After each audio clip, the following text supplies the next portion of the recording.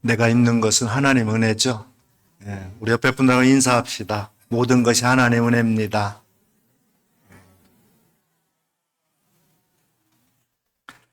우리는 지금 믿음이 꼭 필요한 시대에 살고 있습니다. 믿음을 가지되 우리가 성숙한 믿음, 온전한 믿음, 큰 믿음을 가져야 돼요. 그래서 믿음은 우리가 자라나야 되고 온전해야 됩니다. 믿음이 큰 나무처럼 자라가지고 그늘을 드리워야 돼요. 오늘 본문에서 예수님이 인정한 큰 믿음의 본이 나와 있는데요. 예수님이 두로와 시돈 지방에 가셨어요. 이 지역은 갈릴리 지방 북서쪽으로 있는 곳에 갈릴리를 경계로 이루는 이방 땅입니다. 예수님이 이 땅에 가신 이유는 그곳에 복음을 전하기 위함이 아니라 끊임없이 자신을 따라오는 군중을 피해가지고 휴식을 좀 취해보기 위해서 갔던 거예요. 과거 구약시대 때도 보면 선지자 엘리야도 아합과 이세벨이 자신을 죽이려고 수배령을 내렸을 때 하나님이 엘리야를 이곳 사르밧 성에 산 한 과부의 집에서 거하게 했던 적이 있습니다. 비록 이방 땅이지만 이곳에도 하나님을 경외하는 특별한 사람이 존재했던 거죠. 근데 예수님 당시에도 그런 여인이 있었던 것 같아요. 오늘 설교 본문은 예수님 일행이 갈릴리 호수 북서쪽으로 멀리 떨어진 두로와 시돈 지역에 갔을 때 딸이 흉악한 귀신이 들려가지고 이제 고통당하고 있는 가나안 혈통의 한 여자가 예수님을 만나러 온 이야기예요. 근데 예수님이 많은 병자와 귀신 들린 자를 고치고 권세 있는 말씀을 전한다는 소식을 들었을 때 이 여인은 확신이 왔습니다. 이런 권능을 행하시는 분이라고 하면 예수님이야말로 성경에 예언된 메시아겠구나, 그런 확신이 있었어요. 가나안 여인에게는 귀신 들린 딸이 있었습니다. 이 딸을 고쳐보려고 온갖 노력을 다 해봤어요. 아무리 해도 그런데 이 딸이 낫지 않는 거예요.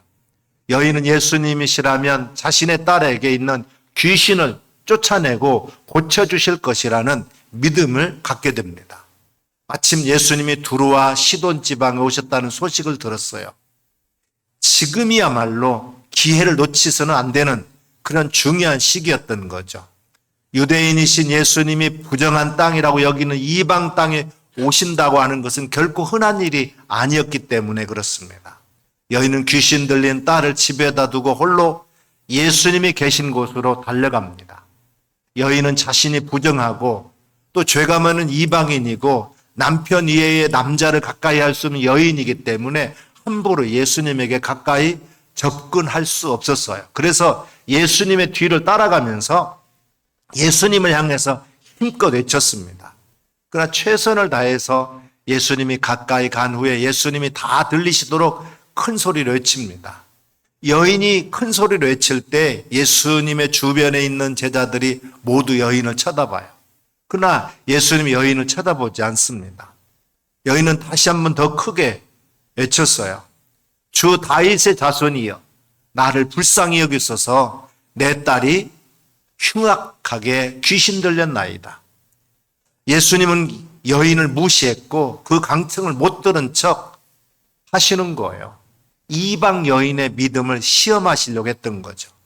하지만 여인은 끝까지 주님께 성숙한 믿음, 온전한 믿음을 가지고 나가서 결국 소원을 이룹니다. 예수님은 여자야 내 믿음이 크도다, 내 소원대로 되리라, 이렇게 선포하세요. 우리가 이런 큰 믿음이 오늘 우리에게 필요한 줄 믿습니다. 가나안의 한 지방 수르보니게는 바알과 아세라를 섬기는 이방 민족의 땅이에요. 그녀도 우상 숭배자요 종교적인 자빈 출신입니다. 그러나 그녀는 구원하실 분은 예수 그리스도라고 믿고 지금 주님께 찾아왔어요. 이방인데다가 여인의 신분이기 때문에 이 이방 여인은 유대인과는 상종치 않는 그런 때이기 때문에 이중의 장벽이 있었던 것이 사실입니다. 예수님께 나왔다는 것 자체가 사실은 믿음이고 용기예요. 온전한 믿음은 자기들끼리 어울리는 게 아니라 예수님께 나오는 것입니다. 그런 사실을 잘 아시는 예수님 왜 이 불쌍한 여인의 그 간절한 외침을 못 들은 척 했을까요? 이방 여인은 병을 고쳐주려고 병을 고쳐달라고 주님께 나온 거예요. 주님은 정말 하나님을 믿는지 아니면 단순히 병만 고치기 위한 수단으로 하나님을 믿는 척 하는지 시험해 보고 싶었던 거죠. 믿음은 없고 고치려고 하는 욕심만 있는 경우가 많기 때문에 그래요. 예수님은 동기의 순수성을 보려고 했던 것입니다. 이 여인이 정말 믿음을 가지고 있는지 알아보시기 위해서 거절했던 거예요. 나는 이스라엘 집에 잃어버린 양 외에는 다른 데로 보내심을 받지 아니하였노라. 병만 고치려고 신앙을 수단하지 말라. 내 믿음을 보고 싶다는 그 뜻이 그 말 속에 담겨 있는 거죠. 뒤따라오던 이 여자는 예수님의 말씀을 들었는지 예수님께 바짝 다가와서 절하면서 주여 저를 도와주소서 적극적으로 매달립니다. 22절에 나를 불쌍히 여겨달라 그러고 25절에 보면 주여 나를 도우소서라고 외치고 있어요. 현대인들은 자기 잘난 맛에 사는 시대입니다. 때로는 허세를 부리면서 다른 이들이 자기 밑에 들어와 굴복하기를 바라기 때문에 불쌍히 여겨달라거나 도와달라고 읍소하는 이 여자의 비굴한 태도가 영 마음에 들지 않았을 거예요. 그러자 이 여인은 25절에 보니까 조금도 굴하지 않고 예수님께 절하며 주여 저를 도와주소서 그래요. 이게 믿음입니다. 여기 절하는 것은 사실 모든 것을 포기하는 거고 철저하게 맡긴다는 의미가 있어요. 예수님 이것이 믿음인지 아니면 병 고치려는 욕심인지 확인하셨던 거죠. 병 고치려는 욕심 가운데에도 믿음이 있어야 되는데 이 여인은 엎드려 절하는 순수하고 뜨거운 믿음으로 주님께 다가왔던 거예요. 그때 예수님은 더 냉혹한 말을 이 여인에게 던지게 됩니다. 26절에 보니까 자녀의 떡을 개들에게 던짐이 마땅하지 아니하니라. 여인을 개로 비유해서 말씀하는 거예요. 거의 욕이나 마찬가지죠. 믿음이 없이는 도저히 받아들일 수 없는 모욕이에요. 강력한 시험입니다. 인간으로서는 견딜 수 없는 치욕적인 말이에요. 병만 고칠 생각이라면 이 말을 참아낼 수가 없죠. 순수한 마음으로 찾아온 여인에게 개들에게 떡을 줄 수 없다고 하는 심한 말을 하시다니 이방인 이 가난한 여자를 개 취급했다는 그런 발언이잖아요. 저는 이 말씀이 예수님께 직접 말씀하신 것이 아니라 일종의 격언을 이용한 것이 아닌가 생각해 봐요. 예수님께서 바리새인이나 서기관들을 강하게 비판할 때에도 기껏해야 위선자들이니 혹은 회칠한 무덤이니 이 정도 얘기했어요. 자기를 죽이려고 하는 헤롯 왕에게 예수님은 기껏해야 여우라고 얘기했습니다. 누가 들어도 모욕적으로 들릴 만한 이 발언은 평소 예수님의 생각이나 인격에서 나오는 말과는 너무나도 거리가 멀어요. 아마 요즘 같으면 대표 갑질로 인터넷에 올라가지고 예수님 퇴출운동이 벌어질 정도의 그런 이야기예요. 역설적으로 자기를 불쌍히 여겨주거나 도와줄 수 있는 대상을 찾는 사람은 오히려 행복합니다. 주변 사람들 눈치 보지 않고 반복해서 도움을 청했다면 당연히 귀를 기울일 줄 알았는데 예수님께서는 더 야박하게 이렇게 말씀하는 거예요. 너무 민망해서 예수님께서 직접 하신 말씀이라고 받아들이기 힘들 정도입니다. 자존심과 체면이 산산조각 나는 그런 말씀이에요. 어쨌든 상황이 이런 정도 되면 미련을 끊고 발길을 돌리는 게 일반적이죠.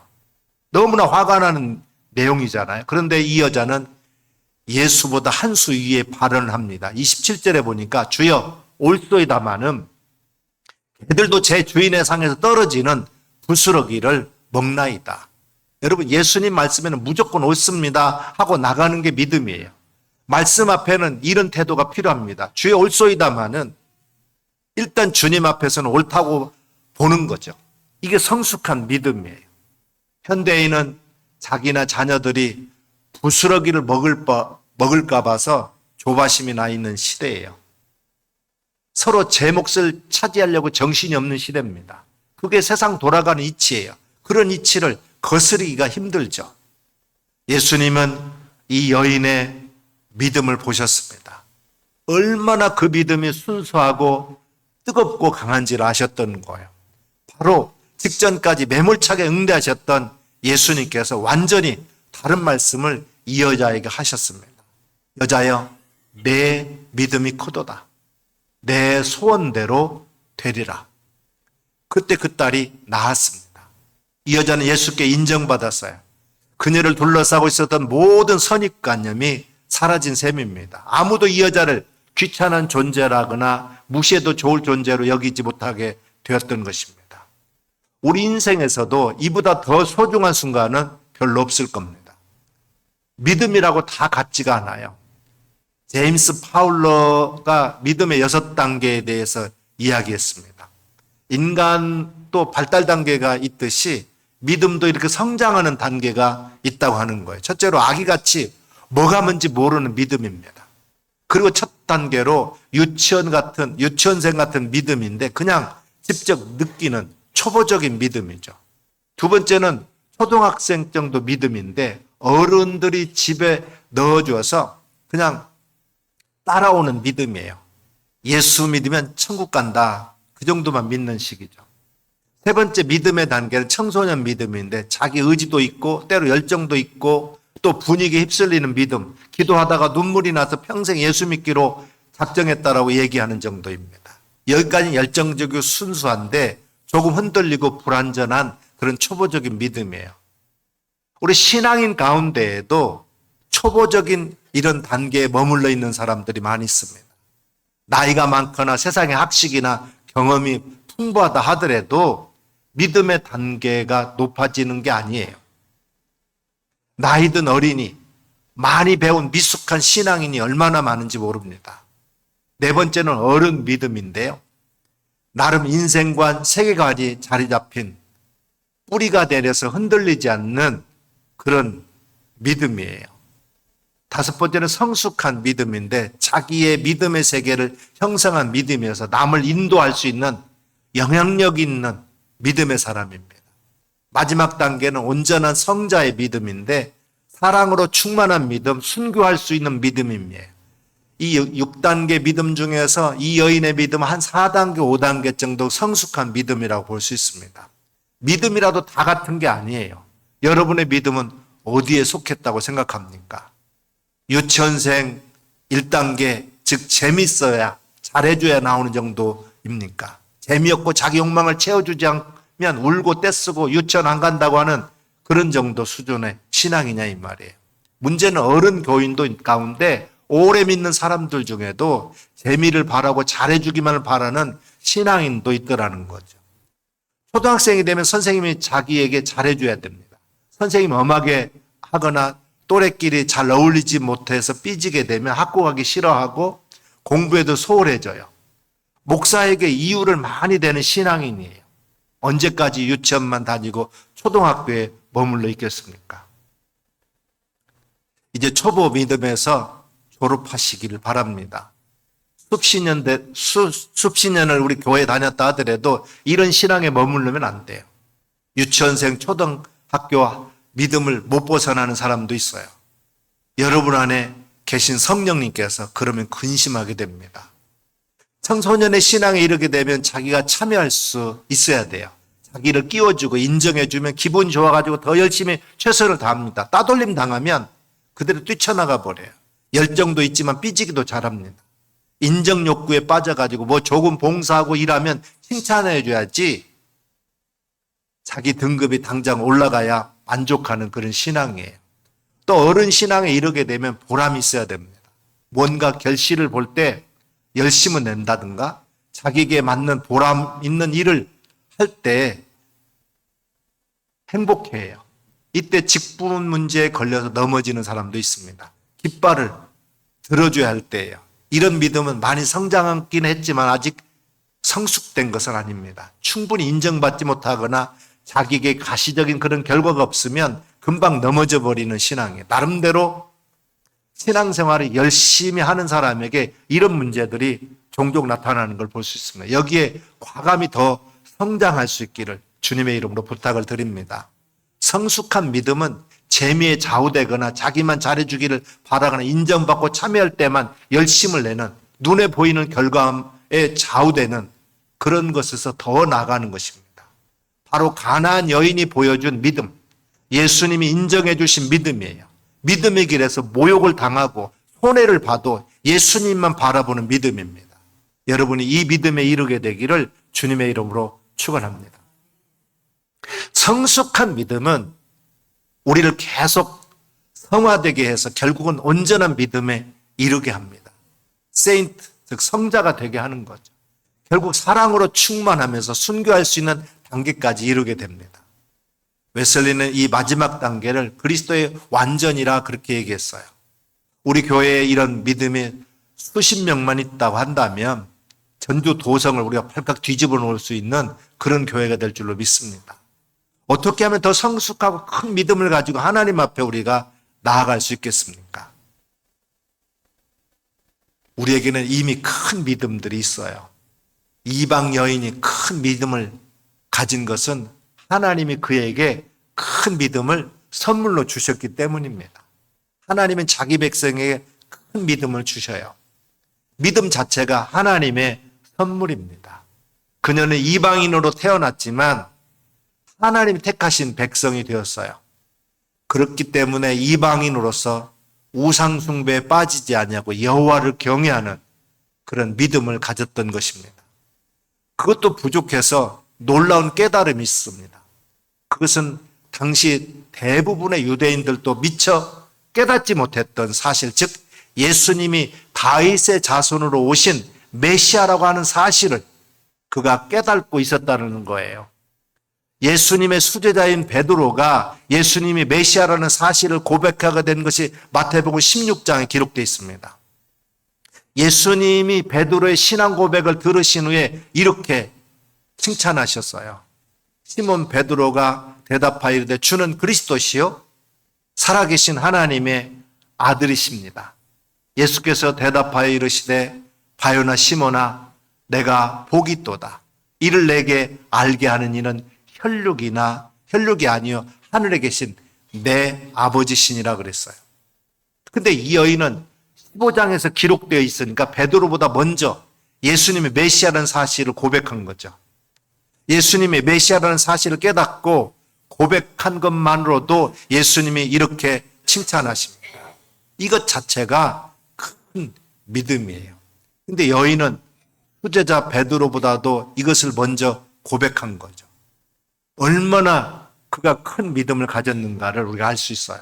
근데 예수님이 베드로에게 하신 말씀대로 이 큰 믿음은 스스로 가진 것이 아니라 누가 준 거라고요? 하나님이 주신 것이라는 거예요. 하나님의 이방 여인에게 베드로에게 예수님이 하나님의 아들 그리스도 메시아 구세주라는 사실을 믿고 고백하는 큰 믿음을 주셨습니다. 오늘 저와 여러분에게도 이 믿음을 주신 줄 믿습니다. 여러분도 예수님이 하나님의 아들 그리스도라는 사실을 믿고 있습니까? 그렇다면 우리도 이미 큰 믿음을 하나님이 주신 거예요. 이 믿음을 가지고 우리는 구원을 받았습니다. 또 큰 문제가 오면 큰 믿음을 우리는 사용해야 됩니다. 하나님이 이방 여인에게 예수님이 다윗의 자손으로 오신 메시아 그리스도라고 하는 것 사실을 아는 큰 믿음을 주셨습니다. 이 여인은 예수님을 만나지 못했을지라도 이방 땅에서 구원을 받았을 거예요. 그런데 자기에게 인생에 큰 문제가 생겼습니다. 자기 딸이 귀신이 들려가지고 발작하는 그런 문제가 생긴 거예요. 이 여인은 이 큰 문제 앞에서 처음에는 무척 당황했고 두렵고 고통스러웠을 겁니다. 그러나 예수님이 두로와 시돈 지방에 오셨다는 말씀을 듣는 순간 더 이상 그는 두려워할 이유가 없었어요. 머물지 않았습니다. 하나님이 주신 큰 믿음이 그에게 있었기 때문입니다. 이제 이 큰 믿음을 사용할 때가 되었던 거예요. 그래서 큰 믿음을 가지고 예수님에게 가기만 하면 된다고 문제를 해결받을 수 있다는 그런 확신을 가지고 우리 주님 앞에 나갔던 것입니다. 큰 문제를 당하게 되면 많은 사람들이 처음에는 힘들어합니다. 어쩔 줄 몰라 합니다. 그런데 하나님은 이미 우리에게 큰 믿음을 주셨기 때문에 이 큰 믿음을 가진 우리는 계속해서 힘들어할 필요가 없어요. 내게도 예상치 못한 큰 문제가 왔구나. 그러면 이제 하나님 주신 큰 믿음을 사용할 때가 왔구나. 하나님 내게 큰 문제를 통해서 더 큰 믿음을 주시려고 하는구나. 이렇게 깨달으면 되는 줄 믿습니다.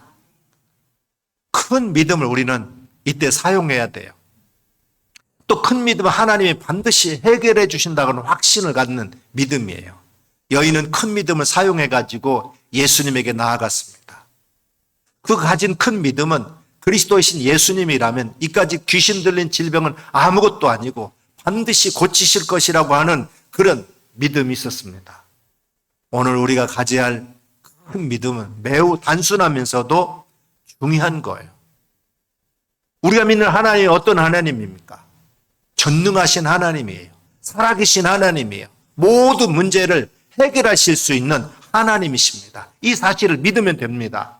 예레미야 32장 17절에 슬프도소이다. 주 여호와여 주께서 큰 능력과 표심팔로 천지를 지으셨사오니 주에게는 할 수 없는 일이 없으시니이다.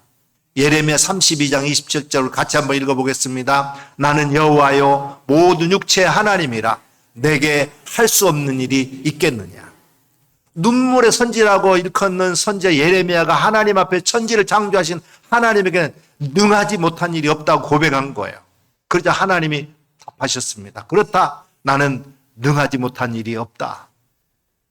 또한 큰 믿음을 사용한다는 것은 예수님의 이름으로 기도하는 거고 이렇게 할 때 하나님이 응답하신다는 사실을 우리가 믿는 것입니다.